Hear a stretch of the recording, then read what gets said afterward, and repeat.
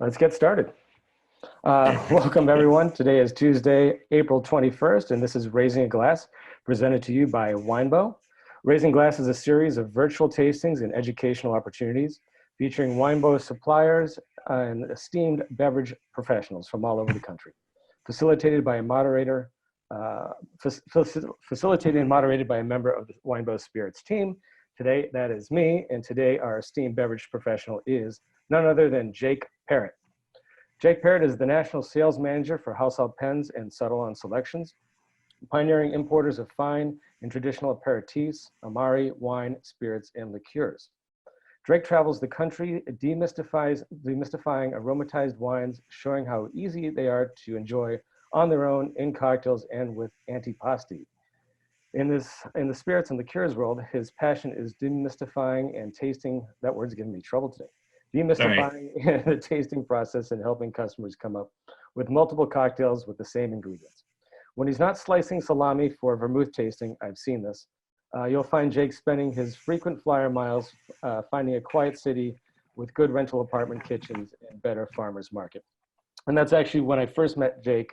It was a rental apartment in New Orleans during Tails, and he shoved a bunch of food trays in my hand and asked me to follow him up to the next floor where he was conducting a tasting. And whenever I mention the name Jake Parrott, the reaction is always the same. I love Jake. For those of you who don't know Jake, today's the day we're hoping we're going to make you a Jake Parrott fan. So welcome, Jake. Hello. Hello, everybody. Thanks for the opportunity. We're gonna do a lot of different stuff here today. A little bit of it is salesy stuff and specific product information. But I wanted to take this time to take you guys on kind of a journey that I've been going on, which is a broader journey of how do we make more interesting, easier, whatever word you want to use, for folks to learn what these categories are and how to taste them. And so that's something we'll focus on here as well, using a few products from our portfolio as lenses, but not trying to get too bogged down in the rah-rah spoon bob. So Jake, should I go ahead and pull up slides? Give me, just 1 second. Where are you located today? I'm at my house in my wife's sewing room, in just outside of Washington D.C. Okay, you're in Virginia, correct? Yeah, in Virginia, in the suburbs, and I hope all of you are home safe and getting by as well as we can get by during this craziness. Yes, thank you. Before we jump into the gin, I'd like to learn a little bit more about Haus Alpenz and exactly what they focus on, and sort of the niche that Haus Alpenz has cut out for themselves in the market. Well, I think the easiest way to, the history of Haus Alpenz, last time Eric talked it into that too much. Just we were founded by one person, Eric Seed, who lives in Minnesota, who started it with a passion for traditional Austrian things. Kind of from his time, he's a skier. He had worked in international. He was a quant, essentially, a quantitative analyst in a few different finance worlds, including in the airline industry. And so it spent a fair amount of time in Austria. And then the company grew, in 2005, 2006, when we started, Tales of the Cocktail could have fit inside this sewing room. And so Eric would be going to events like that and meeting with people, and literally it was, well, we want to make this cocktail, but we don't have creme de violette, or we don't have Batavia Rack, or we don't have, things like that. And so I'm finding those kind of things and bringing them in. At that time, most of the demand for funny liqueurs was at retail, because there simply wasn't enough, in most markets in the country, enough critical mass for a cocktail culture. Moving into 08, 09, we got introduced to Koki by a retailer in California, and we got introduced to in Washington, D.C., in fact. And that at that point, that created a bit of a broader sense of operation for us and allowed us to become now a national importer. But at the core of our mission, the core of what we do, our mission is to find new drinkers of old things. And we don't get to do that directly very often. And there's a little speech I always give to when I do bar trainings and stuff of like, hey, this is what we think we want to do, but that we think we can do, but really it's y'all on the front line that do it. And I'd say the same thing to your team as well, which is to say, and to all of you, and thank you.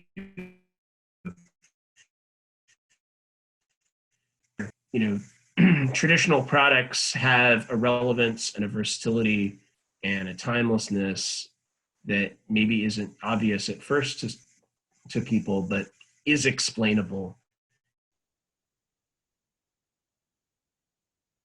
Is part of customers. And we're very fortunate to have the support of folks like y'all that are the driving force of folks like y'all to do it. Thank you. Yes, I remember I think it was about 12 years ago, I met Eric Seed at a bar I was running, and just fascinated by what he was bringing in then. And you guys, over 10 years later, still continue to lead this field of amazing liqueurs and vermouth and amari. Now that the field has changed, how do you go about selecting your spirits now? Is it still driven by bartenders, or do suppliers seek you out in Europe, or is it just, do you feel like it's time to bring in this particular category? We in terms of growth of suppliers, supplying companies, the growth has been a lot bigger on the wine side of our business in Soda Selections. Where you have products that are of necessity. These are for the folks who aren't familiar with Soda Selections. It's the side of our book devoted to traditional aged oxidative wines, things like Madeira, Banyuls, Dry Rancio from Catalunya, things like that. And those suppliers are smaller, so we need more of them. But what we've been extremely fortunate to be able to do is work largely with existing suppliers and existing suppliers' friends to suss out further traditional products and traditional expressions and get them, and that helps. Obviously, it helps keep the costs down, but it also, we trust our guys. We trust our suppliers. Sure. And, so on the spirits and cocktail side of it, it's our growth. We don't have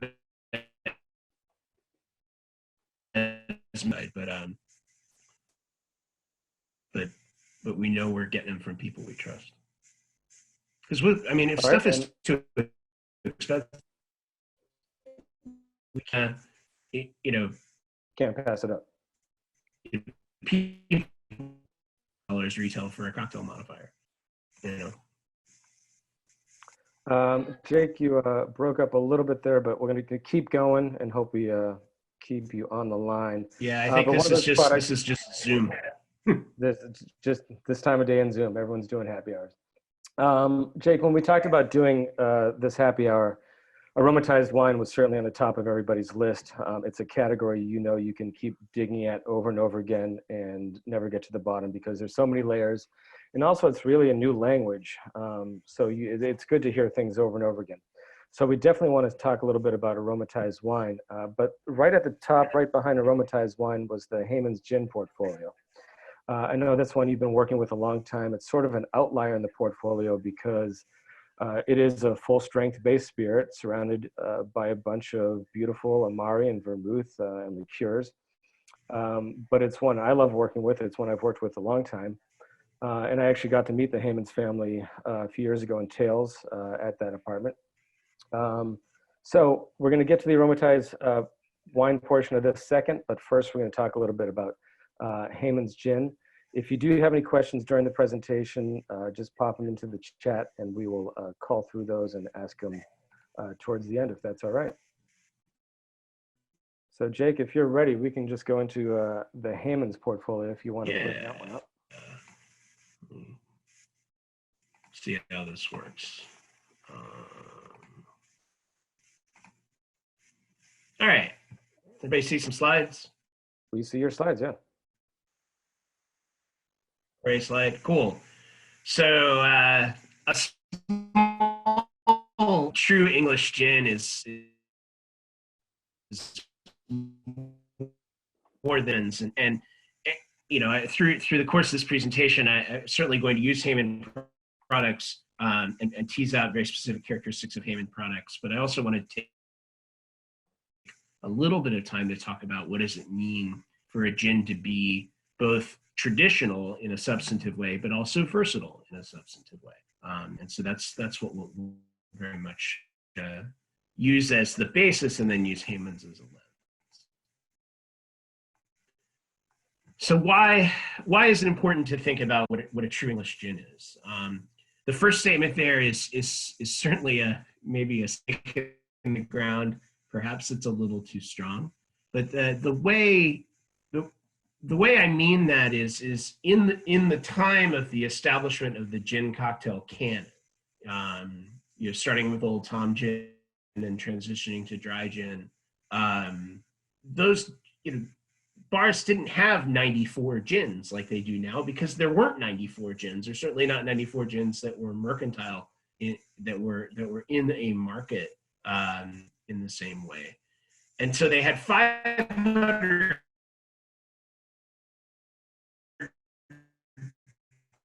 gin to be able to work in a lot of different gin drinks. The challenge remains today, whether it's the rail at a bar, or being able to say to a cocktail enthusiast, a new cocktail enthusiast at a shop, this is a gin you can use and learn a lot of these drinks. Mm-hmm. So that's what I mean when I classic cocktails call for classic gins. People wanted gin because they wanted juniper. This is the same deal as aromatized wine. Aromatized wines were sold based on the botanicals, and the profile of the wine was still important, but the botanicals were why people wanted them. Now we sell beverage alcohol, so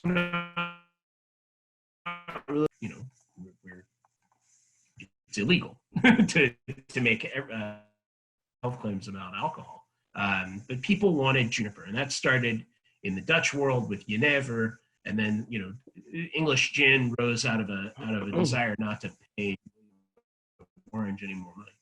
So hey, Jake, the cocktail heyday, we're talking, in the world of cocktails, we're talking about kind of post 1850. Certainly there was gin and Jenever before then, but in the cocktail heyday, the real heyday, 1880s, 1890s, up through American Prohibition, gin was juniper forward. It was English, and you had to use it a lot of different ways. And the other botanicals were to support that juniper.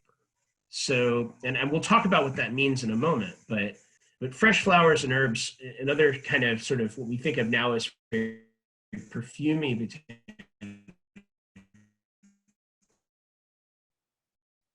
were relatively rare, and their descendants today. So let's think about gins at the time. Hey, Jay, quick question for you. And I don't know if you know the answer, but certainly we know the Dutch were using juniper. Was there a particular reason the English latched onto it as their primary flavor? Oh, because there was a craze for Jenever in the UK or in England. And so the flavor was already known. When we get to aromatized wines, we'll talk about Romans stealing things from the Greeks. So the English stole a lot of things from the Dutch too. So it was and people wanted hard booze, making the booze taste better. We'll talk more about that too. So I wish everyone could have a glass of Heyman's London. I spent at the distillery in November with the distiller. He had made 4 juniper-only distillates, cutting the way he cuts them for Heyman's gins, as a way of testing potential new juniper suppliers. Perfectly normal thing for a distiller to do. They have a little baby still to do it on, etc. And so we tasted them, me and him and the marketing guy, Lee. We tasted them, and what we found was was very striking. It's something that had already been percolating in my head, but was very striking. And none of them tasted pine. And these were juniper-only distillates. The primary way these impacted us were dark, and mainly on the middle back of the tongue. When you think about chewing on a pine needle or something, that's going to mainly stimulate sort of more forward on the tongue. You might even think about the flavor of wormwood there. So I did some digging. I couldn't find the paper this morning, so I couldn't get all the rest of it. But read a paper that juniper in maceration, when you macerate juniper berries in alcohol, you do get pinene, which is a pine flavor, but it's one of only about 16 or so flavonoids that you get. And when you distill that maceration, things that are more bitter, like pinene, don't come over the still. And so what's left is this richness, and don't think of it. Maybe they think Tanqueray tastes like pine, so juniper must taste like pine. But you do get this extra richness, and it was really striking in gin and traditional mixing. So this may be a new thing for you. I recommend that you taste some Hayman's London Rye,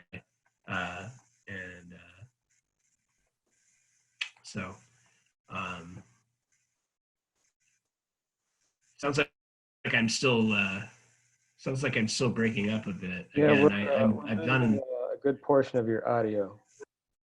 Yeah. I mean, I've done all of my things from here.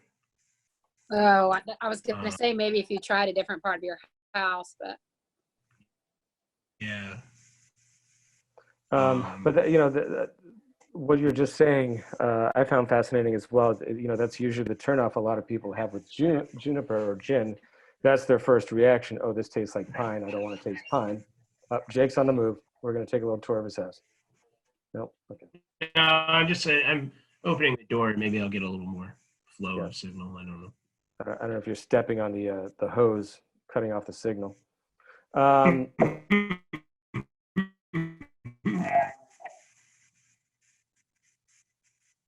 So yeah, what you're saying is, juniper should have that rich, oily texture.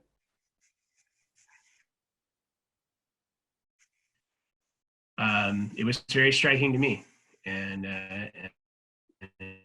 but I'd already kind of had it in my head a little bit, but yeah, and this is where the fun starts, when you start thinking about putting botanicals together, and I hope to have some more content in that on that in the near future in terms of mixing botanicals and drinks. Is there sort of a prized region for sourcing juniper? Is there a particular varietal or part of the world that you want to go find juniper in? I mean, juniper berries in gin are generally Juniperus communis. There are strains. I'm not gonna sit here and tell you that I'm the world's expert on this stuff. But Hayman's have been making gin for 157 years, and they get their juniper from Macedonia. So, or I suppose what we're supposed to call North Macedonia now.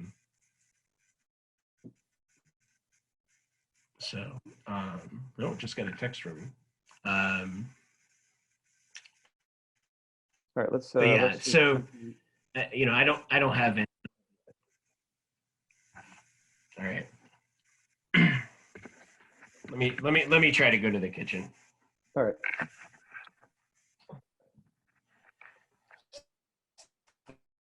Yeah. Promise not to give you a complete tour of my house. We just want to get closer to the salami. Right.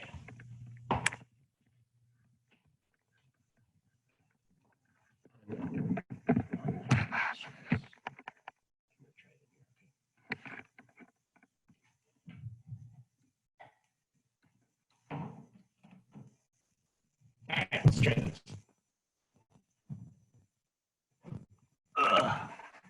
Welcome to my kitchen.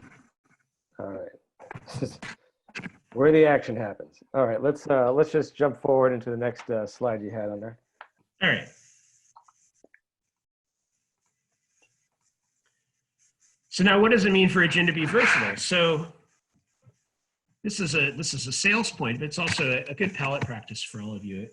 You know, again, the canon of gin cocktails is very broad. There's sour drinks. If a gin is really lemony, it's not going to bring that much else to a sour drink. There are stirred drinks, which have astringent or bitter things added to them. You know, a gin that's particularly astringent is not going to work all that well in stirred drinks. You know, a gin that is very herbal is not going to work that well in vermouth because vermouth is herbal. There are drinks that are high dilution. So gins need to have an intensity and a richness to show through. But also drinks that are low dilution, such as far too many martinis out there, and gins that don't have texture and that rich oily character and the other things that support that texture, like orris and cinnamon distillation and licorice, they'll tire the palate of the drinker, and it'll just take longer for them to drink the drink, which is can be a real money loser for a bar. But also, if it seems harsh in low dilution to someone, they may not turn to it again. And what I've found is that the best way to, without making 500 cocktails, to do that is to taste a gin diluted. So what I do when I show something like Haman's London Dry is people taste it by itself because we're all used to that. But have people then dilute it by 50-50. It's a pretty standard technique. It's what you learn in things like WSET training. It's what distillers do. But by diluting a gin, when you taste it, it allows you to really assess how it would show through in a drink. And what I think you're looking for when you do that is a few things. You're looking for, is lemon or other citrus really overt? Then it's, it has that issue. Is it astringent? But does it grow? Does it, a lot of gin, a really great gin might get richer actually when you dilute it because it's not overwhelming the palate. But then do you get that dark, oily juniper character? If you're evaluating a gin for traditional drinks, that's a really important thing. But as a sales point, if you dilute a gin and it tastes really good, then you're able to sell that gin to places that don't generally put vermouth in martinis. And that is a whole lot of the world out there. So, the no vermouth, take it from the importer of Dolan Dry. Haman's makes great no vermouth martinis. So this technique of 50-50, is it room temperature water? Is it cold water? Is there a particular glass you prefer to taste out of? I mean, certainly if you're doing serious evaluation, you want a glass that tapers. For a sales call, you're just happy that somebody stopped to taste.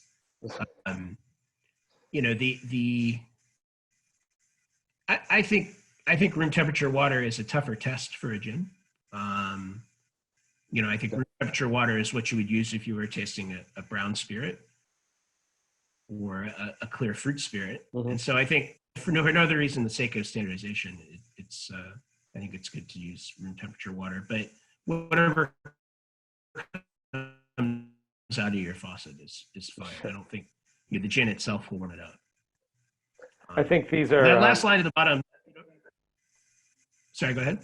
I was just going to say, I think this is the failing of a lot of gin producers these days is they produce a gin without intention. They might get geeked out about a certain botanical and want to feature that without any realization of what the end user is going to do with it, as well as ABV it. Sometimes gins fall flat. They taste fine on their own, but once, like you said, once you mix them into a cocktail, they just disappear. Yeah. And, a lot of gins, if you look at the European trade, gin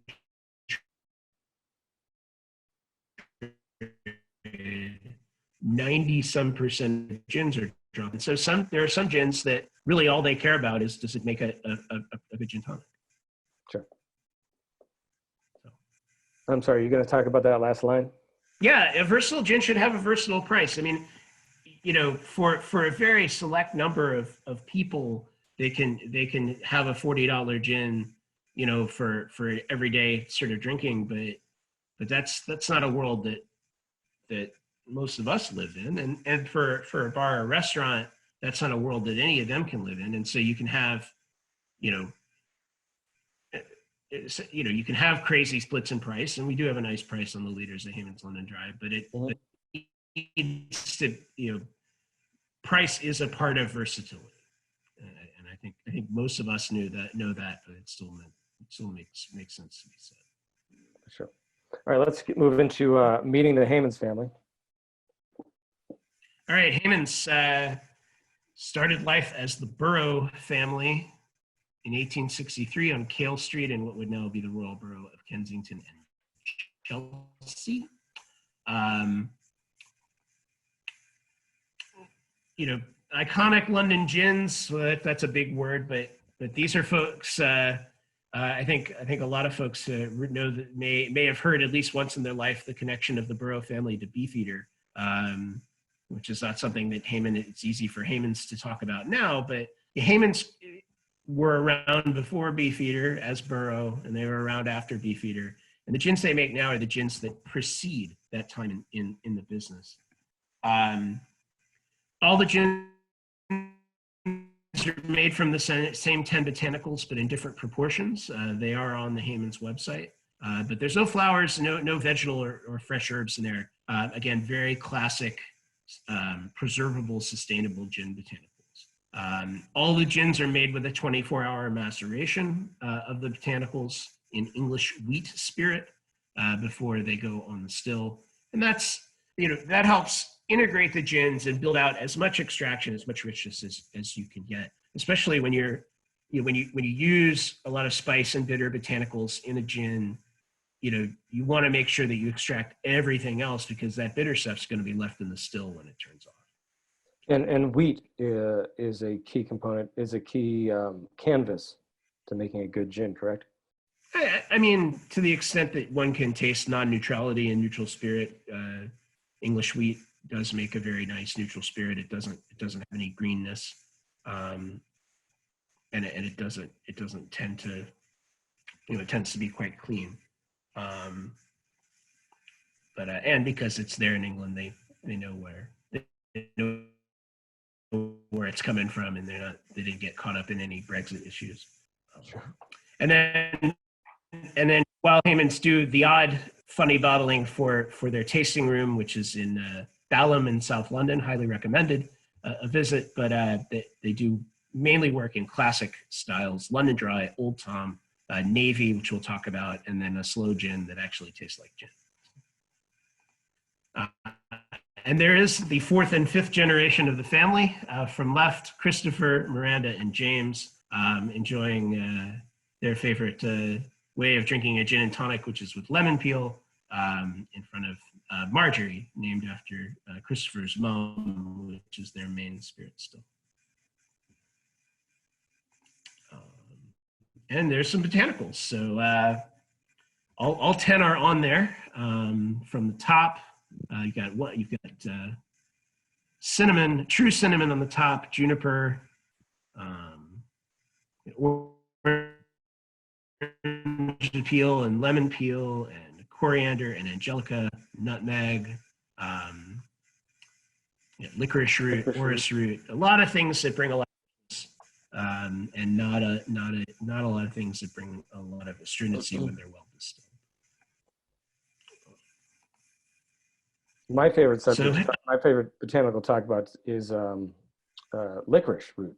I think a lot of people don't realize what it does in a gin, and you can actually go to like Whole Foods and get licorice root extract, and if you just put a drop of that into a glass of water, you'll see how sweet that water becomes. So for me, a lot of modern producers will leave licorice root out of the production, but it really gives that gin some richness, some sweetness, some viscosity that I think is key.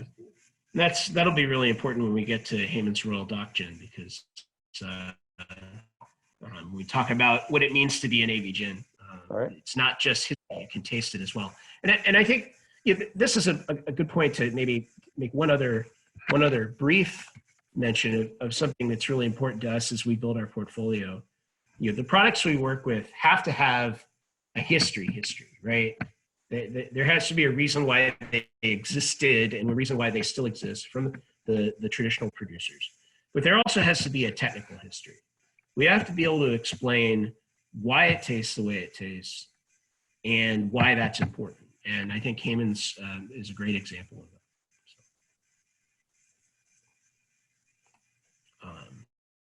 Haymans London Dry, again, the preceding London Dry recipe from before Borough's involvement with Beefeater. Plenty of juniper, plenty of, they talk about citrus, but most of the citrus you find in this is orange. And so it creates more of a sweet richness on the palate. Orris root, which is kind of a fixative, if you will, that's how gin distillers often describe it, also helps promote that oily texture. And again, going back to what we talked about earlier about how other botanicals in gin, in traditional gin, support the juniper rather than fight the juniper. Sure. Talked about dilution already, and that dilutability, which is something we talk about with a lot of our products, is very important for martinis without vermouth, which is how you sell this stuff to country clubs and steakhouses, as well as martinis with vermouth for our favorite little bars. And then there is a leader here at very good pricing, so that's always helpful because we the world of the on-trade and gin, which will get even more crunched when we get out of this insanity. Everybody knows what the price for a core gin has to be, and so Haymans knows too. So, here's some cocktail glamour shots. Haymans takes better cocktail photographs than I do, but no surprise. The bottle's just gorgeous on Haymans. Yeah, you'll notice also the background of the slide with the name of the product is also the neck finish of the bottles. They did a lot of work on those designs, sort of Liberty of London-esque, if you will. In fact, we have for Dry Tom and Slow wrapped bottles. We're out of Old Tom for now, but bottles wrapped in paper of that design, which are really, really beautiful on a retail shelf. Haymans Old Tom. This is what most folks know about Haymans in America because it was the first Hayman product to come to the market. This was a request of the London drinks trade in the early 2000s to Christopher Hayman.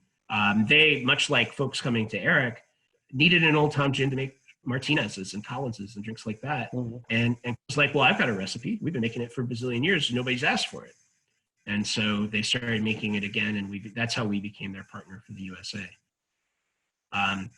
Old Tom gin predates dry gin in history. It's meant to be, it's kind of the most robust expression of the traditional botanical, which is juniper. Back in that day, the spirit that was used to make gin just wasn't that good. And so they were always a little bit sweetened. Now, it's really important to note that traditional Old Tom gin did not rely on wood for a significant part of the flavor. And if you want to get a sort of visual sense of that, pour yourself a little bit of Lefroy 10-year-old. Most of us have had Lefroy 10-year-old in their life. You know that it's almost colorless, even though it spent 10 years in cask. Well, spirits that were only shipped in cask would have been shipped in casks even more inert than the casks used for Lefroy 10-year-old. And so they would have taken on almost no color and certainly no wood flavor. But when you taste a lot of wood-aged gins today, the wood, which stimulates primarily on the tip of the tongue, it's almost always the driving flavor of the gin, of the spirit. It makes, again, kind of detracts from that juniper expression. Sure. Juniper and cinnamon here. Cinnamon helps create a little bit of dryness. The proof Haymans did raise the proof when they went to the new package a little bit to 41.4, which also helps with that botanical backbone. Again, dilutability, kind of a base beat for fresh ingredients, like in a Collins or maybe a Collins with some strawberries in it this time of year. But then enough going on other than the sugar to make those richer stirred drinks still work, such as the Martinez. Yeah, the Martinez and the Tom Collins really being the key cocktails for the Old Tom gin. Yeah, of the traditional. And the Tom Collins, the Tom Collins is one of the great in-store tasting riffs in the world, because you can pour someone some Haymans Old Tom and literally before they know it, after they've tasted it by itself, maybe you can squeeze a little lemon and slug a little soda in it, and you've literally shown them a drink that's faster to make than it is to describe. in this time of social distancing, that's a little harder to do it in in-store tasting, but there's still, the Collins is such a simple drink. The Martinez is a fascinating drink in its own way, but not as simple as the Collins. Sure. Royal Dock Gin. So this is the key point here, and I think the easiest way to explain Royal Dock is this isn't a Navy strength gin. This is not just some gin that happens to be 57% alcohol. This is a Navy gin. This is a gin that was actually sold to actual Royal Navy officers' messes, provisioned at the Royal Dock at Deptford, and and so it had to be built from the ground up to taste good at that required 57%. And so to do that, this gin was called Burroughs Senior Service Gin when it was originally released. And that's a great name. Well, I mean, it was literally a gin made by Burrough and sold to the senior service. So sometimes the best names come right. That is simplest. So angelica and coriander emphasized here, creating a kind of peppery heat that takes your mind off the alcohol heat a little bit, and that all-important licorice root. The licorice root creating a sensation of sweetness, a sensation of richness that's much more overt than the sort of dark, oily juniper deal. Oops. Sorry. And so again, when you talk about built from the ground up, this is what we were talking about earlier with intention. You're saying it wasn't just a gin distilled and then not proofed down to 47%. The intention from the very beginning was to keep this at 57%. Correct. And that's, that's a great example, again, of the technical history and the history coming together, and you can taste it in the glass. I think of this as a gin tonic gin. I particularly like it with a grapefruit peel, which is a modern Spanish twist. I will say a lot of the fun that we have with this is for our friends in the tropical drink world, particularly for a drink called the Saturn, which I don't remember all the ingredients in it because it's a tropical drink. But there is, in America, much different from the UK or European gin trade. We're still a nation that has a lot of people that drink gin on the rocks. And that extra licorice, that extra richness, and let's be honest, a little bit of extra booze, for folks who drink gin on the rocks is very often what they're looking for, whether they know it yet or not. No cocktail glamour shots here. So.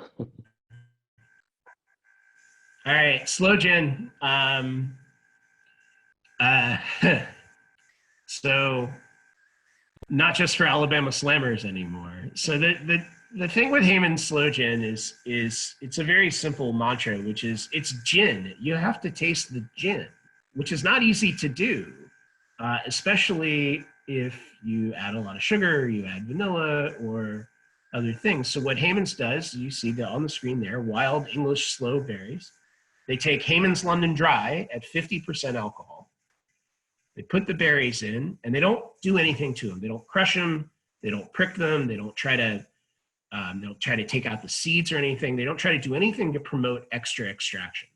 If you've ever made cranberry sauce for yourself, if you're cooking cranberries in a pan, you'll see them very slowly kind of pop open. And that's really what kind of happens to the sloe berries is the alcohol hardens the skins. And what you end up with is this sort of very gentle extraction. You get plenty of color from the skins, you get plenty of fruit flavor and acidity from the flesh, and you get this sort of marzipan, almond paste, wedding cake, whatever you want to call it, note from the seed. In fact, in France, just the sloe seeds are used for a liqueur known as prunelle, which is entirely almondy flavor. Mm-hmm. So, kind of a funny thing there, but yeah. But the most important thing is you got to taste the gin. And so what Heyman's does, a lot of other folks don't do when they make slow gin, is they do a short maceration. The less tannin you extract means the less sugar you have to add. The less sugar you have to add, the more you taste the gin. That makes for a much more versatile drink. Go ahead. Oh, I just saw the answer to my question. I was going to ask what are the three previous gins as the base, but I just saw Yeah. that. Yeah, it's Haman's London Dry. It's London Dry distillate at 50%. Okay. But yeah, and make it less sweet. You taste the gin more, but also brings again that more versatile character. You're not destroying something with sweetness. No added vanilla. There are other slow gins in the market with vanilla added. I'm not sure why. Not a big fan of vanilla in cocktails, but but yeah. And so the drinks you can make with it are much more simple. I mean, here's a classic thing with just sparkling wine, and it can pretty much be anything. Brunch idea, and then bitter lemon in the UK is called lemon tonic, and so that's what this cooler is. But essentially a very simple take on a slow gin fizz type drink. Certainly people have their favorite slow gin drinks, but I think especially for our wine friends in the Southeast, the sparkling wine is by far the easiest thing to do. For sure. I actually didn't realize they didn't they don't break up the berries, that it just pops Nope. open. No. And those of you that didn't get to see the holiday wrapping, that's them at the bottom. We still have dry and slow available. Yeah. Again, everything's up in the air because of COVID-19, but we intend to get more old time wrapped, but we still have dry and slow available. And yeah, just a quick wrap up. Again, while obviously it's important to get the Haman's information here, and I appreciate you guys taking the time on that, I think it's important also to work with your own palate and your team's palates. Get that, to work on tasting gin and what does it mean to taste gin? What does it mean to taste junipers? So, with that, I see the chat going crazy, so there might be some questions. I'm trying not to look at. Oh, we just have some cocktail recommendations and so echoing the Prunell comment. You guys must have a Prunell somewhere in the enormous portfolio. I know we want to spend some time on the aromatized wine portfolio. Okay. So I don't see any more questions coming through on Haman's, but I do appreciate the deep dive. I think it's going to help us all work with Haman's and enjoy Haman's a little bit more.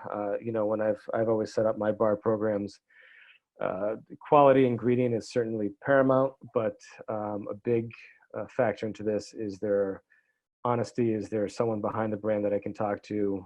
Is there intention? Is there respect for the category? And I think Haman just hits on all pistons for great gin. Yeah, and I mean, I really appreciate that. And I think, kind of dovetailing what I've been saying, what you've been saying here, Peter, is, as we, to the extent that any of us are able to get back out on the road anytime soon, but going forward, presenting these products,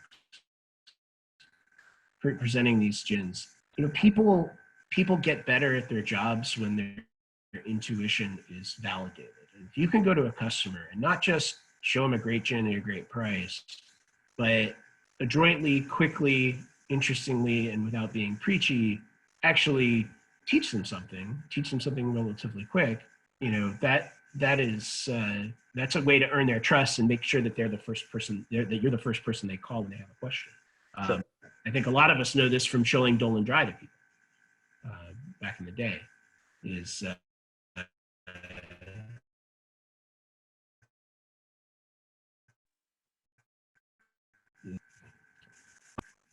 All right, Peter, did you want to intro this half of this as well? Or? Well, yeah, sure. I mean, we're going to talk a little bit about aromatized wines, which, as we know, is the larger umbrella, which we include gentian liqueurs, and vermouth, Americanos under.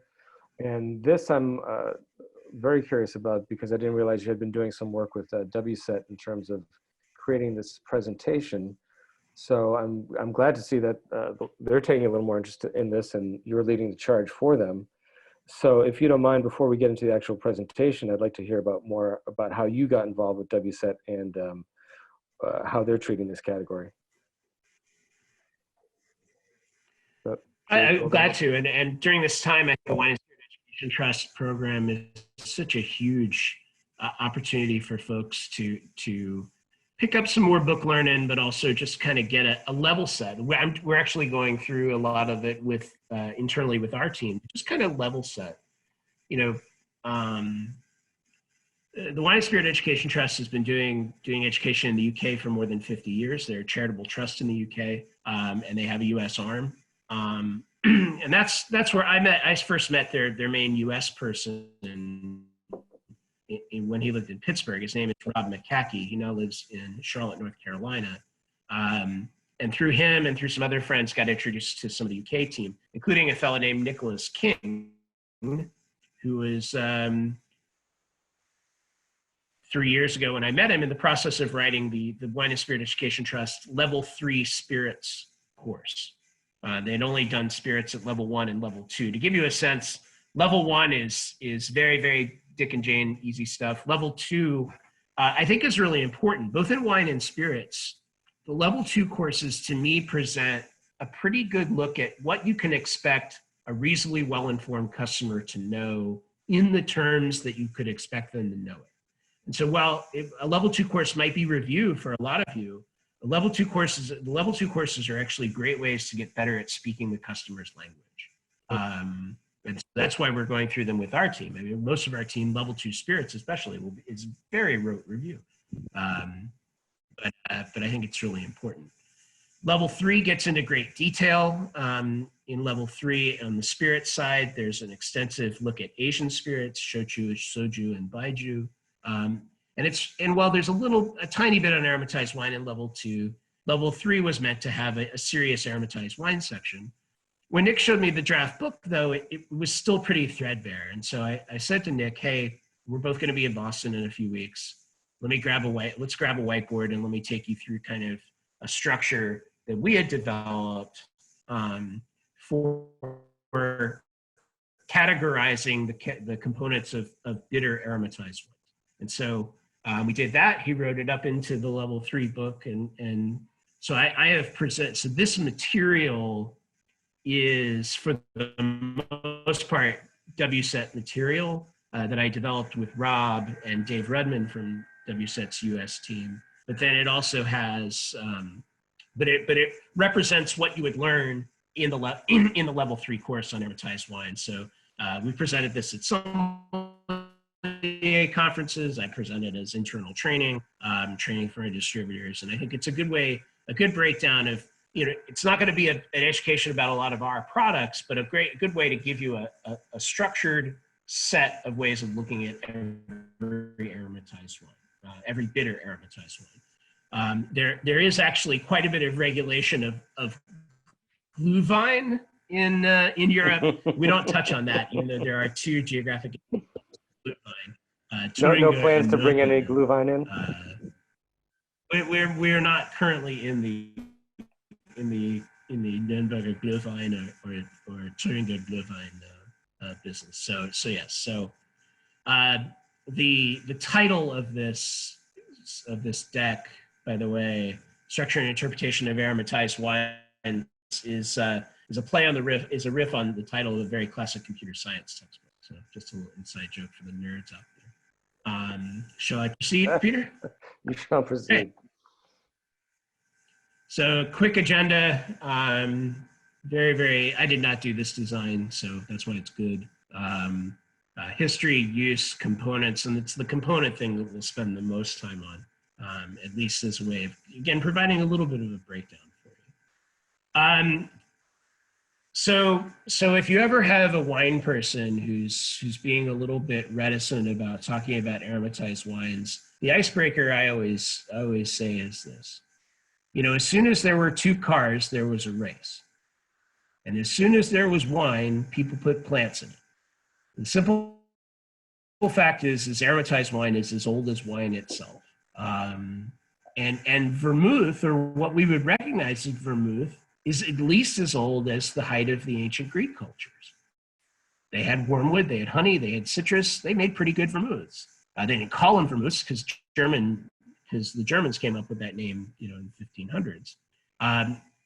and just like so many other things the Greeks did, the Romans stole it, and then it kind of had its first renaissance, or you might even call it hipstification, in that every house of wealth would have their own kind of home remedy recipe.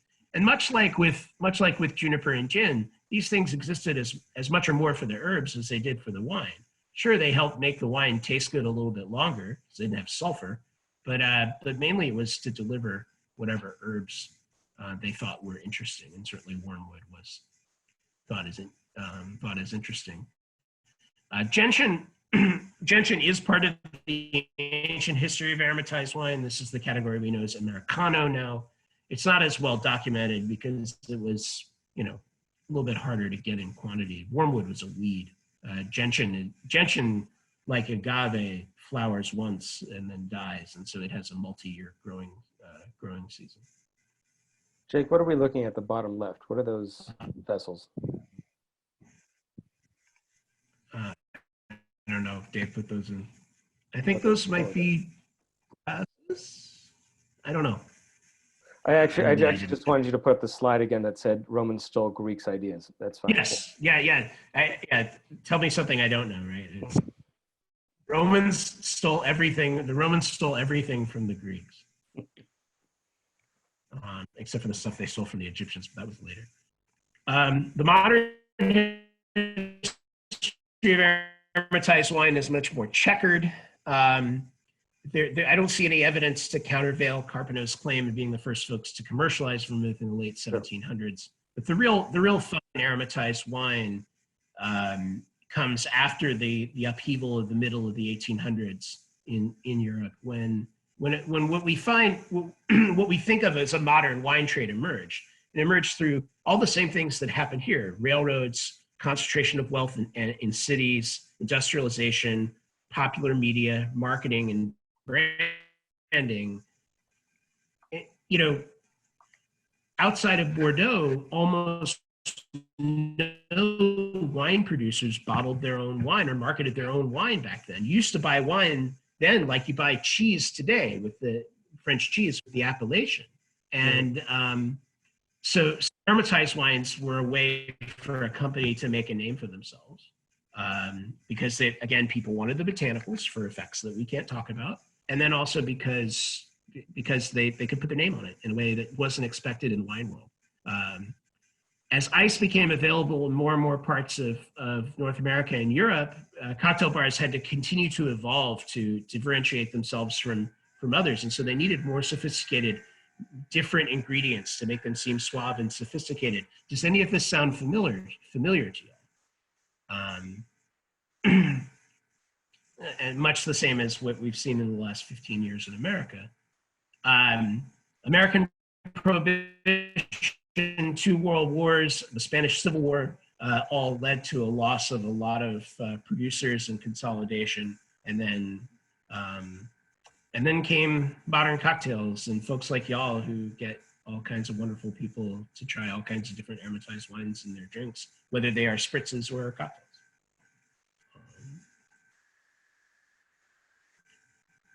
Speaking of popular media, marketing, and branding, so much of aromatized wine history has to do with this beautiful artwork. I mean, Beer, the magazine L'Illustration in France, up until World War II, pretty much always had a popular art beer ad. And you'll notice that three of these ads here are for quinquinas, for quinine bittered wines. We'll talk more about that in a moment, but quinquina was very much the Araviste in the aromatized wine world, but quinine was such a hot botanical during this real heyday of the art and the marketing. Now, these posters are fantastic, and I was lucky enough to travel with Haus Alpenz to Europe a couple of years ago, and we saw the Vermouth Museum in Reus, which the not just the artwork, but the tasting glasses and the tasting trays and all the other paraphernalia that were just associated with vermouth were gorgeous, and just to see the amount made and that still survived was incredible. All right. So this slide is here for a couple of reasons, and I'll give you the backstory for y'all because you might very well present this material at some point. The point of putting a slide entitled Vermouth here is simply to counteract the idea that all aromatized wine is vermouth, which is extremely common out there. And to say here that today, we're going to talk about a lot more than just vermouth. But if you want to know what vermouth is and what vermouth is, we're going to get to it first. So you know what it is, but also what it isn't. Vermouth bittered with wormwood is not required by American law, but it is required by European law. And, virtually all the traditional products come from Europe. And then vermouth has such a rich history and still had, kept a certain amount of rich demand over the years that regionalized styles developed, different styles associated with different regions. Chambéry and Torino both today hold European Union geographic indications. The Chambéry style, floral and delicate. The Torino style, robust, bigger, and spicier. And then there's two other really interesting places. Reus in Catalonia, where the Vermouth Museum is, that's started as kind of a stopgap. There was a lot of wine being traded in Reus, especially while Phylloxera was sitting in France. And so vermouth producers made vermouth and then it stuck. And it became kind of the drink of the masses, and it's still a very inexpensive drink. And then the Marseille style of vermouth, which is virtually gone except for Noailles Prat, which is owned by Bacardi, was a style that dealt with the fact that Marseille was hot, and so they weren't ever going to be able to keep the vermouths all that stable back in the day, but also capitalized on Marseille's status as an all-weather port, as an all-season port. And so Noailles Prat and other Marseille vermouths became very prominent after American Prohibition because they were the easiest to get to America. And that was really the end in a lot of ways of Chambéry vermouth in the States until we came along with Dona. So this is what vermouth is, but it's important to know that there's a lot of stuff in the world that isn't this, which is why this slide's here. So vermouth being a subcategory of a larger category, and then subcategories within the vermouth category. Correct.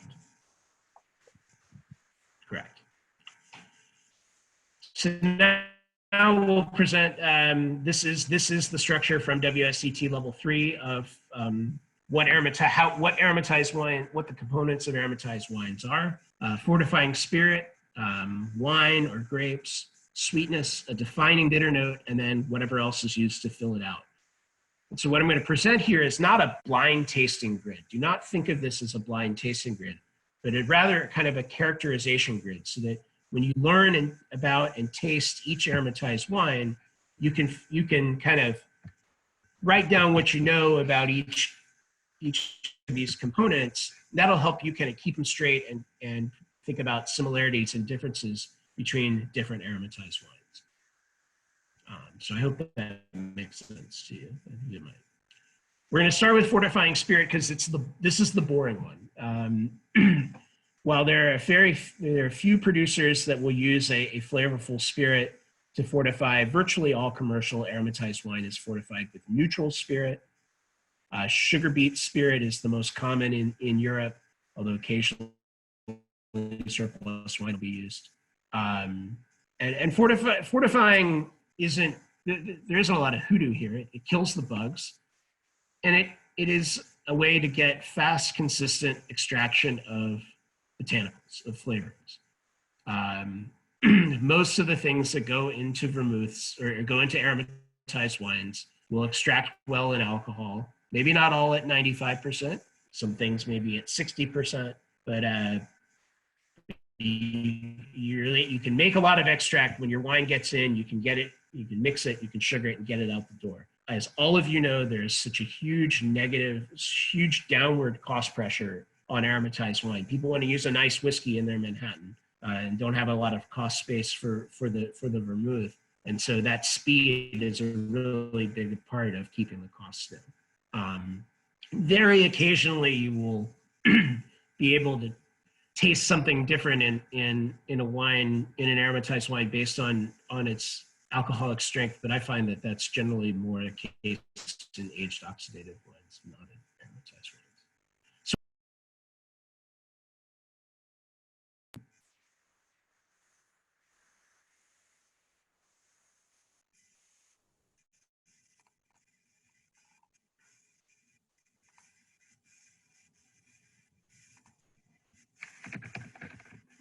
you were muted there, Peter. Oh, I'm muted. Yeah. Apologies. Oh, I was just saying that neutral spirits is probably what we often use the catchphrase brandy for, right? We always are told that it's fortified with brandy, but it's just a neutral spirit. I very strongly dislike using brandy to refer to a flavorless spirit. I think, brandy, whiskey, things like that, I think we want to make sure, and this is a point of precision for a lot of us, is make sure we use those for spirits that are characterful. Like the fortifying spirit in port, yes, it's made from grapes, but it's a neutral spirit. It's just highly rectified, high proof distilled. So maybe it's a verbal tick of mine, but I like to keep brandy for something flavorful. Sure. I don't know. So again, not much to write here. What's the ABV? I suppose if you build up a big library of these grids, you might find something interesting about it. All right. Component 2. This is now we get into the good stuff. Grapes. In order to be sold as a wine, both in the European Union and in the United States, an aromatized wine must be composed of at least 75% wine or grape must.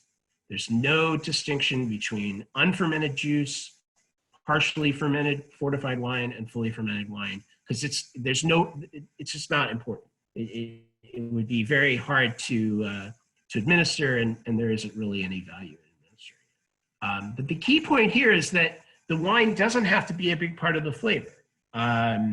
Whether it is or not is the choice of each producer, and that's a big part of the fun of comparing and contrasting different aromatized wines. And you can't say that all Italian ones, the wine is a big part of the flavor, and all French ones, it isn't, because that's not true.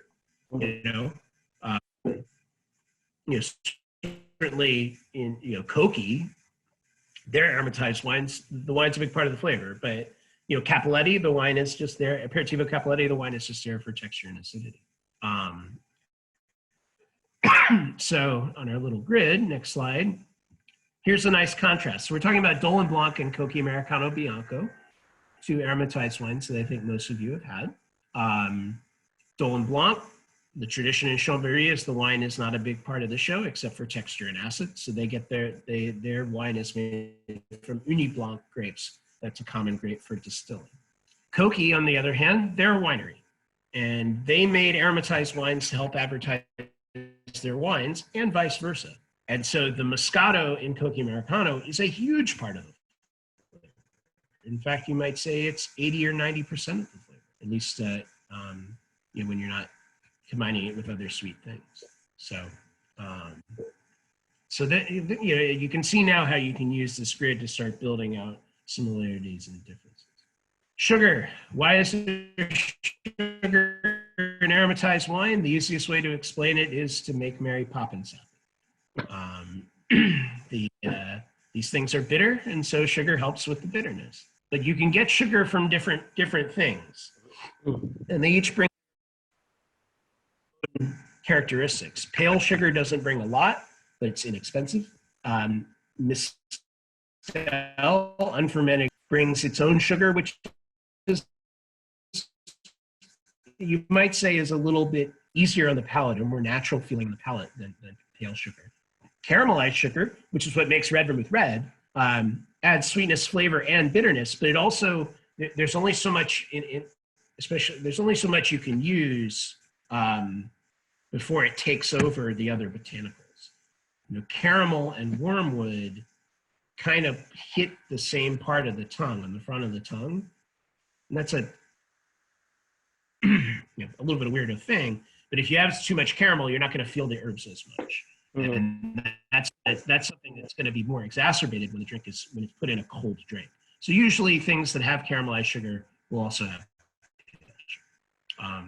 the amount of sugar is something that's very important to appeal for a producer to appeal to what they think their market's taste is. And the easiest way to explain that is French stuff is less sweet than Italian stuff, by and large.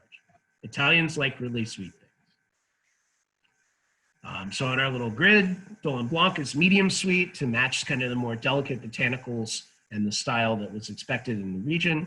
Cocchi Americano is sweeter because it's almost always spritzed, so you need extra richness to dilute, but also because Italians like it better.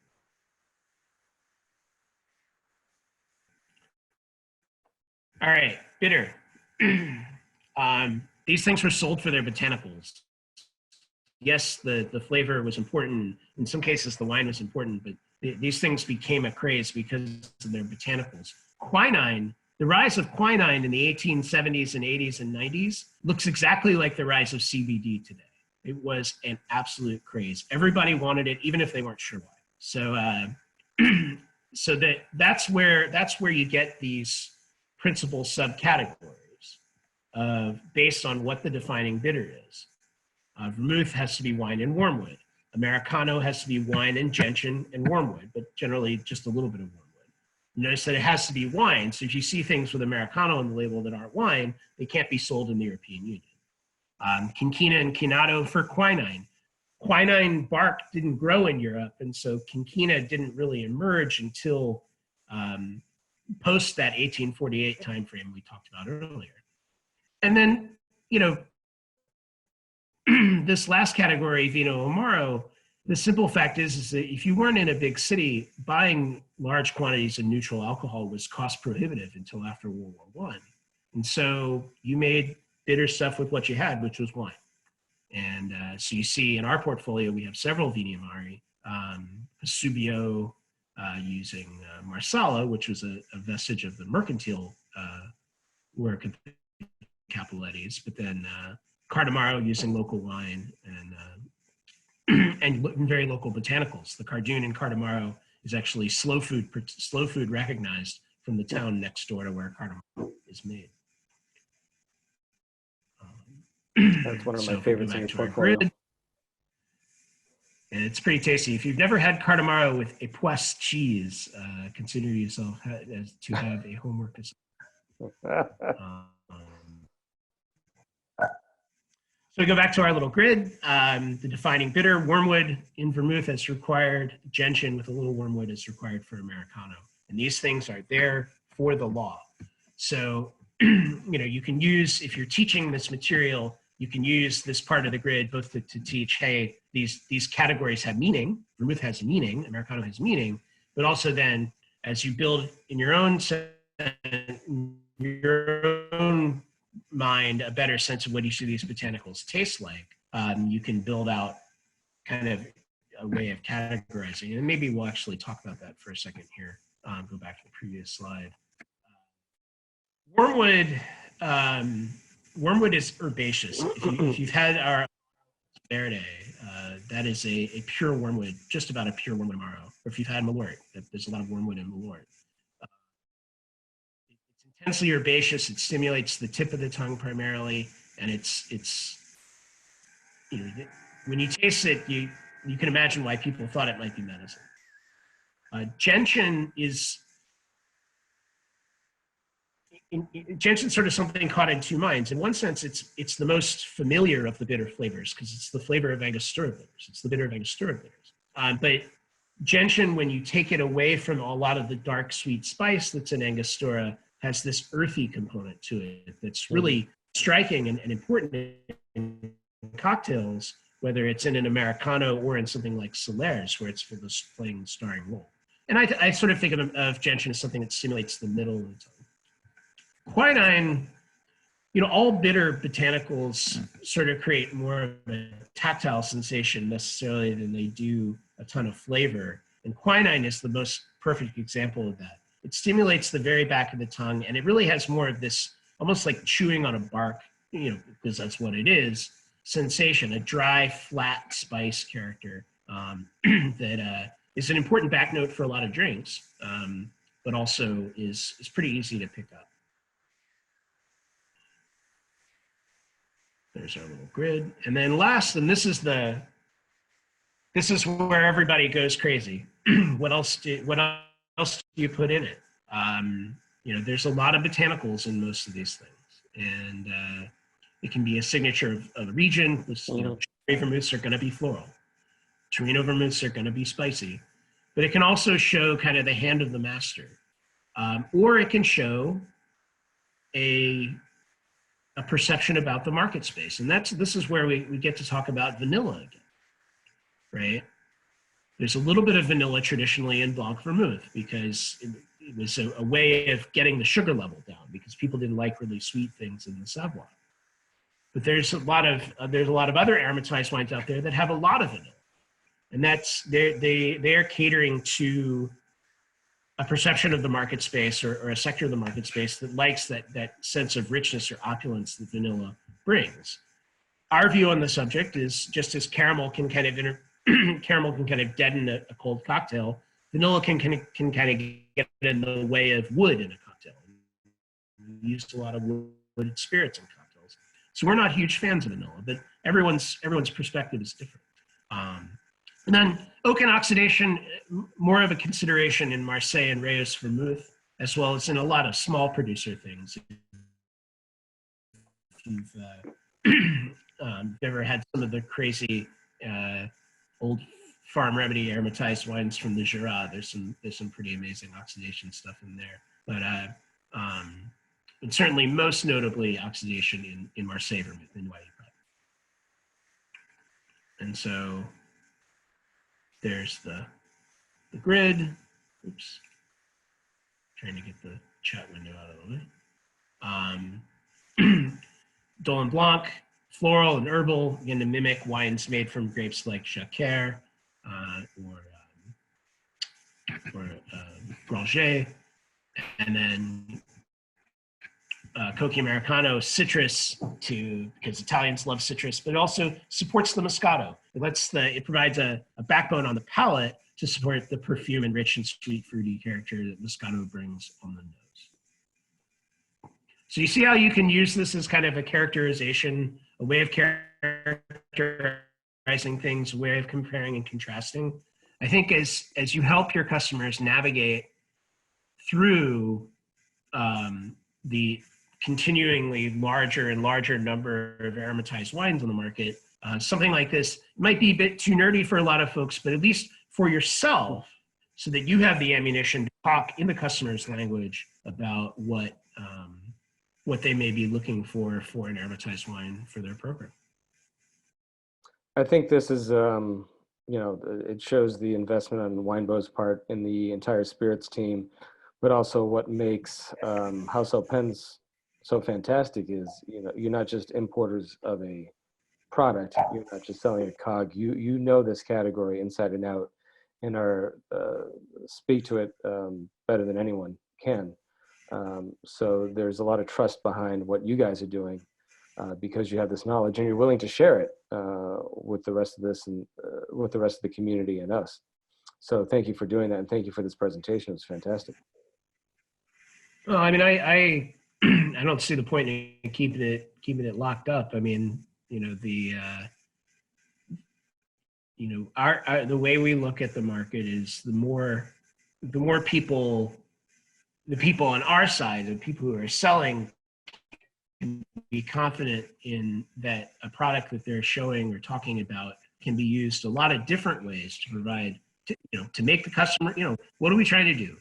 We're trying to make our customer feel like they're doing better, faster, cheaper, more fun, right? Well, you got to be able to answer, they're going to ask you, the customer's going to ask you some question. What is this product that essentially boils down to, what does this product make what I do better, faster, cheaper, more fun? And so our solution to that is knowledge and information. And then over time, developing all of our skills at getting better at choosing the right things to say to the right customer. Well, beyond that, it's what we were talking about earlier, where as the cocktail revolution or scene has spread out to just all corners of the restaurant and bar world, neighborhood taverns are trying to do great cocktails now. But the way you do that in a busy environment is, I always say it's like editing. You know, sometimes it's not adding more words, it's using less words, but better words. And you can make a fantastic 2-ingredient cocktail with your brands or with a great craft tonic or soda. Well, and here we are in this time of social distancing where the only conversations are with retailers. And retail, that's the only conversation with retail. A simple way of serving, you know, sfumato and tonic, you know, Cocchi Americano Bianco and soda, you know, gin and vermouth, you know, scotch and bonal, glass, ice, a glug, and a glug. You know, any more time spent working on a drink is less time sitting by the grill. Sure. You know, but that's, you know, the customers of our retailers during this time, they want a drink. They want it to be interesting, but they, you know, they're not looking for, you know, everything, you know, gyro stabilized within 1/10 of an ounce. They want, hey, these two things work well together. Especially if you're asking them to take home a bottle of an aromatized wine, you want to give them, you want them to be able to have a few different ways of using it and get through the bottle. And so, you know, if you haven't been to our website recently, I highly recommend you check it out. Which is fantastic. A lot of good, very simple website is fantastic. It's ideas. And, you know, we've always been sort of sticklers for spending a lot of time with retail. And it's those kind of ways of drinking that are paramount now. Well, I mean, you know, and when bars come back, they're going to have to be faster, cheaper, and more fun because their overheads are going to be crushing. So yeah, and I think everything in your portfolio is certainly bang for the buck. Maybe leaving Black Tot aside, but everything else is. Well, the Black Tot is sunsetting. The owners of the brand decided to go in a different direction and turn the name Black Tot into. There's now a rum on the market imported by our friends at Impex called Black Tot rum that is a $60 retail rum that's just a blend of different rums, and it's just meant to be a thing, and has no relation to Black Tot Last Consignment. I didn't mean to digress there, but you know, we get it all the time, and certainly you do, about what's the best way to get consumers drinking this, and where does that start? Does it start with a push to consumers through recipes and cocktails, or is it just hand-by-hand combat, teaching the bartenders and the retailers? Yes. Both. It's anything you can do, right? Yeah, I mean, it's you know, the what you hope is that over time, and let's talk about retailers in particular. Over time, retailers try a few things, see what works, see what doesn't work, see your style in talking about them and suggesting drinks with them. It sort of builds slowly. And again, building that trust, just the same as you build their trust with your agave spirit portfolio or your Italian wine portfolio. You know, and you know, that's why we love working with y'all. Is that we can be a part of building that. And but yeah, no, I mean, it doesn't happen overnight, but it curiosity is not an on-off switch. For sure. Sorry. We've left this window open half hour beyond our original time intentionally in case there were questions, and we're closing in on the end of that 30-minute window. So all our spirit specialists, it shouldn't shut off on you, though. I don't know if it will it? I don't think, no, it won't shut off on you. Okay. All right. I got nothing else to do in my kitchen. Well, yeah, for the next portion of this, we're going to go over to the counter, and Jake's going to cook us some dinner. Get us into a cooking show. Do any of our spirit specialists out there have any questions? We can unmute anyone if you need to ask directly. Message, hold on. Hey, Pete, I got a little question. Be shy. Where are you? Yeah. Can I ask a question real quick? Can I ask a question? Sure. Is that your question? I'm cozy. I'm at home. I'm cozy and safe. Go for it. Go for it. So I've loved making my own vermouth at home, and I've tried, and it's never as great as the vermouth I buy, obviously. I mean, we do something in Dominican Republic called Mama Juana, and it's essentially vermouth. It's bitter bark, herbs, wine, and honey fortified with brandy. So it's interesting to see how, like, through the process of colonizing the Caribbean and the Americas, the intelligence for making vermouth has spread throughout the islands, and there's different iterations of that. But what advice would you give a person trying to make a little vermouth at home? Well, I'm going to answer that question very specifically, which is don't make vermouth, because wormwood is really hard to handle. Yeah. Wormwood is really, really hard. It's so easy to get it over concentrated, and you can't get it back. Amaro Alta Verde is a very specific implementation of wormwood, and it's really useful for bringing herbaceous quality and length and finish to drinks. But if you taste Amaro Alta Verde, you'll notice there's kind of an earthy note on the back of your tongue when you taste it neat. If you're making a vermouth, or if you're tasting a vermouth, and you taste that earthy, that same earthy back note in the vermouth, chances are that vermouth has too much wormwood to be useful in cocktails. And so what I would say, and I don't know if Mama Juana has wormwood in it, so I don't know if it would be considered vermouth, but I don't know the category that well. But I would say if you're looking to play with botanicals, play with something other than wormwood. Yeah, because I know a lot of people take the wormwood and macerate it into a grain alcohol, and that's how they mitigate the overpowering aspect of vermouth. They'll like add it in a dash and slowly add it to their vermouth. Is that a thing? No, you mean you have to use it very, very sparingly. Yeah, It's almost like compounding a gin. Is that what you're saying? Yeah. Well, I mean, yeah. You go to Kentucky, there's tanks of all kinds of different single or 2-3 botanical infusions, and so when they're doing test batches, they're always doing that. Yeah, all the vermouth I ever tried and made was garbage. The other thing about aromatized wine that's tough is, sorry, go ahead.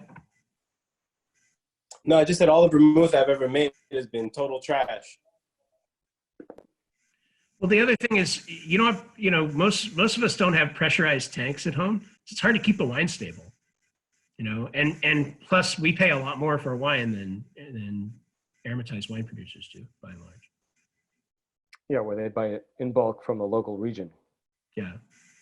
So it's, but hey, if it were easy, then there'd be a lot more of those folks out there. Well, look, for the price, you can buy a great aromatized wine for. How many hours are you spending trying to get that recipe correct and consistent over and over again behind your bar? When I first started bartending, I had 3 bitters. I had Angostura, Gary's, Regan's Orange, and then Peychaud. And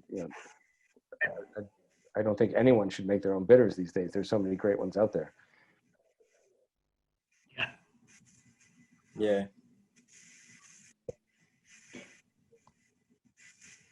Yeah, I see Ian's cracking something open. Yeah. I don't know why I didn't pour myself something. Oh, Sfumato. Heard of that stuff. It's getting close to Sfumato and Stiegel Grapefruit Radler season. Oh, I haven't tried that one. What? Homework assignment. You got a lot of homework assignments. I do. You want to talk about Sfumato for a moment? So those of you who have been Alpenz adjacent for a while may recall a product called Zucca that we used to represent. Zucca is owned by a little company you may have heard of called Di Serono. And we brought it in because Rabarbaro was important to us. Rabarbaro as a category was important to us, but we were never big fans of the product. And Di Serono was never much fan of ours. And because Di Serono wanted us to do stuff like film noir events. nuts and things. You know, all the stuff that you really think of when you think of me and Eric, right? And so we parted by mutual consent, as they say in the UK, and Di Serono decided to go with a US only formulation of Zucca at higher proof and higher caramel and higher everything except for higher Rabarbaro, which is the Zucca that you see on the market. So it's not the same Zucca that we were selling, nor is it the same Zucca that's sold anywhere else in the world. And we called Luigi Cappelletti and we said, hey, what do you know about Rabarbaro? And Luigi said, well, what do you want to know? We've been making it for 100 years. And that became Sfumato. And so Sfumato, what we love about working with the Cappellettis is that Maddalena Cappelletti genuinely loves bitterness in a way that almost no one in the Italian drinks trade does. And Luigi is such a wizard at getting that last, especially all at the side ingredients, the stuff that are hard to taste. And the recipes that he has have such perfect edges to them. And then Luigi doesn't like caramel any more than we do. So Sfumato is super low in caramel, which is really important when you're trying to mix in a cocktail, because you make caramel cold, it's like eating a Milky Way bar out of the fridge. True. You just said great at edges. It's fascinating how you talk about these spirits in terms of structure. And when I try and teach my bartenders, it's the same thing. It's I build a cocktail based on structure. And if we do have a little time, and if you don't mind going into it, would you mind talking a little bit about what did you call it? The tongue mapping? Oh God. Flavor mapping? Let me see if I can pull up stuff I'm not supposed to show you yet. Oh wait, no, actually, here's what I'll do. I'll pull up a presentation that I did last year at Thirst Boston with Jared Doyen. Make sure I get the right version.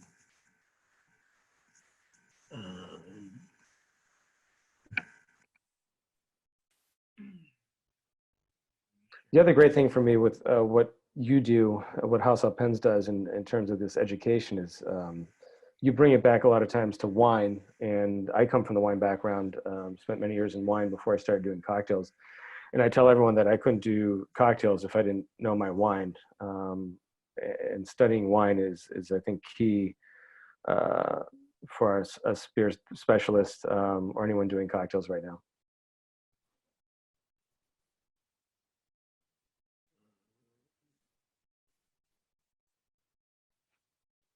Morning. So, am I muted? No, we got you. Okay, gotcha. So the presentation that I did at Thirst Boston last year, the way that I did it was basically couching this idea of thinking about mixing botanicals in the question of how to find the right aromatized wine for a gin. Traditional gins we find work better with vermouth, and modern gins that are more floral or herbaceous tend to work better with Americanos or Quinquinas. And so this is, so we showed a few different pairings, and then we got into the theory, and this is the theory. But if you have a more favorite way to do hacky sack, feel free. This is a thought model. It's a heuristic. It's not messaging. It's not marketing.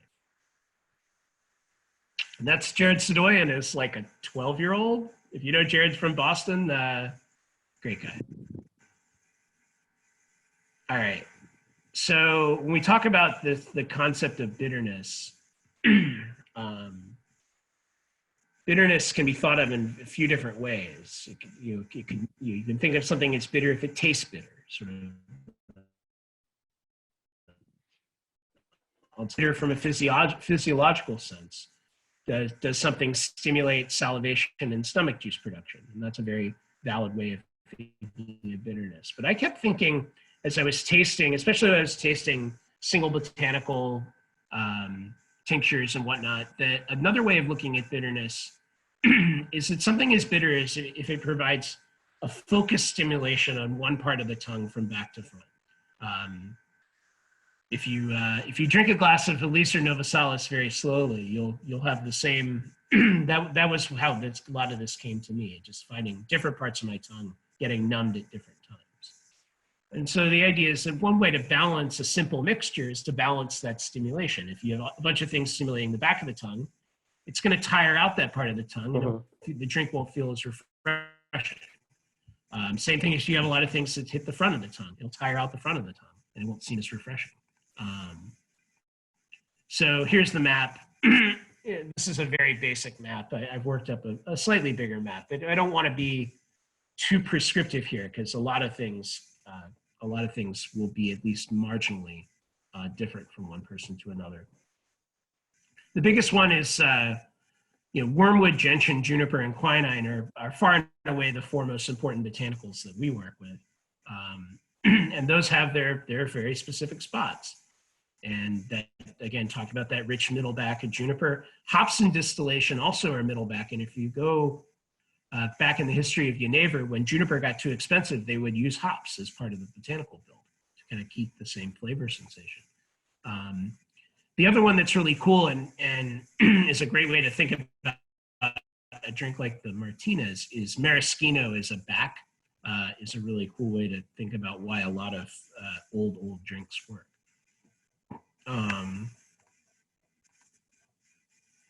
So again, here's another lovely picture of Jared, but the second point here is the really important one, is when you want to think about the map of a flavor, you gotta isolate that flavor or of a cocktail ingredient. So you gotta taste it, chew on it, dilute it enough that you're not gonna mistake alcohol burn or acid burn for the natural numbing character of an intense flavor, and do your own map. And what that, over time, what you'll have is a nice reference for yourself. But then if I go to another slide deck here, I'm going to unshare for a moment.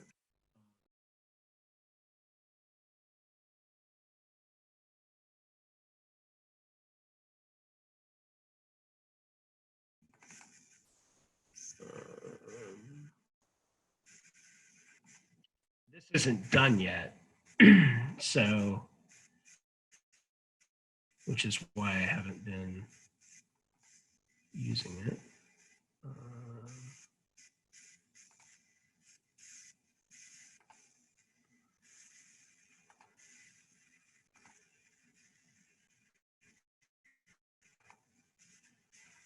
So there's a lot more to this presentation, but you'll see there's supposed to be a frog over here on the right with a long tongue across the top. So if anybody knows any graphic designers looking for work, we need a little art.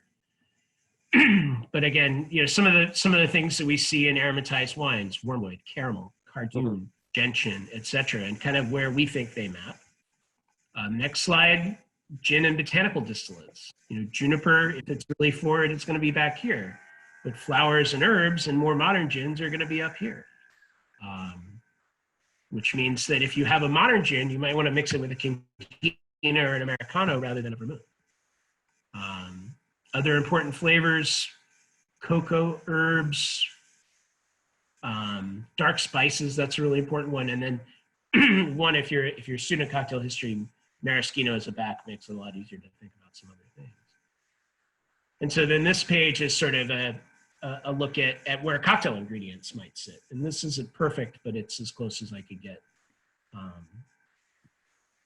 quickly. But so yeah, this is something that's been percolating in my head for a while. And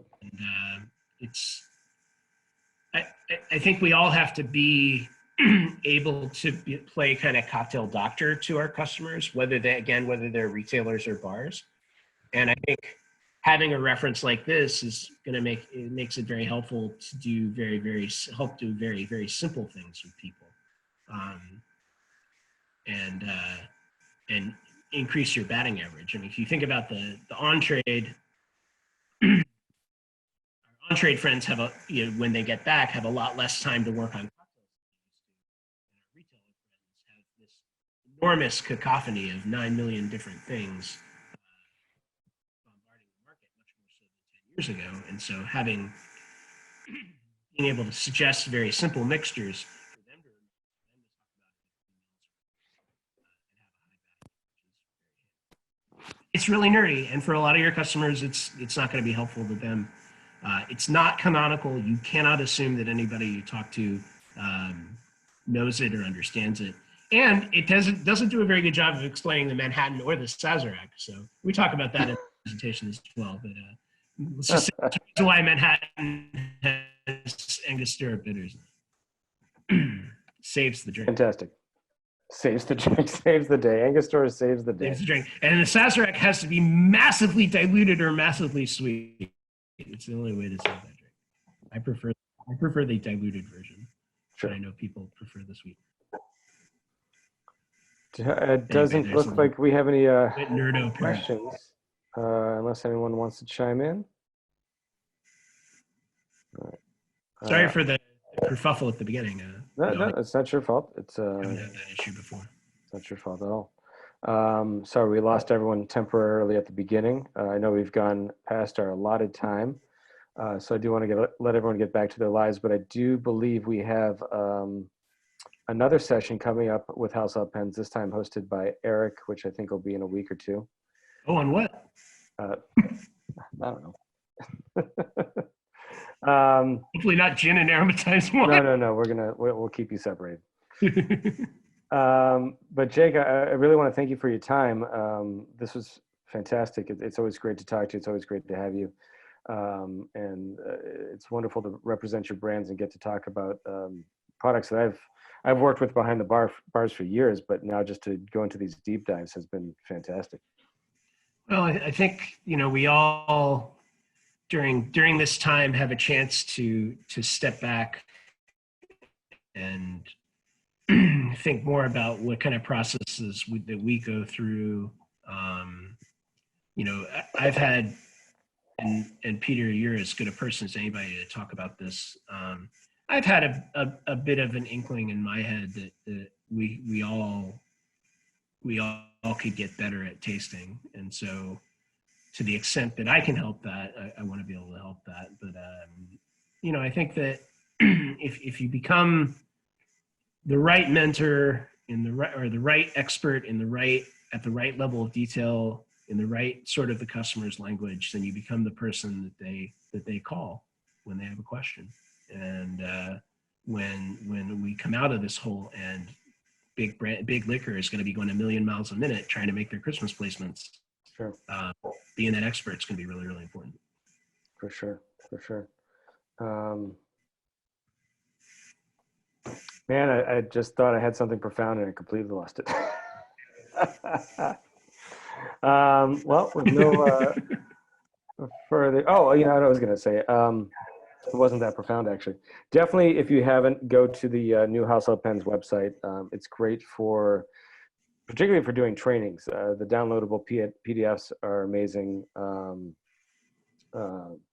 which are great for trainings. And what I was going to ask you is if you have any reading material that you'd like to assign us. And if you don't have anything off the top of your head, we can share it later with the group. I mean, our website is a lot. I think a drink called The Drunken Botanist does a really great job of cutting to the very basics of the ingredients that get used in alcoholic beverages, and not just the botanicals, also the base sources of sugar and starch and etc. We helped her out with that book. So I think that's a pretty good one. That's really the one that comes to mind, and that's a breezy read, and then you can have it as a reference. Fantastic. All right. Well, thank you everyone for joining us. Jake, thank you for your time and your I can't believe you guys all stuck around this long. 2 hours. Jesus. All right, everyone. Thank you very much. All right, everybody. Thanks so much. Thanks, everybody. Jake, that was wonderful. Thank you, sir. Cheers.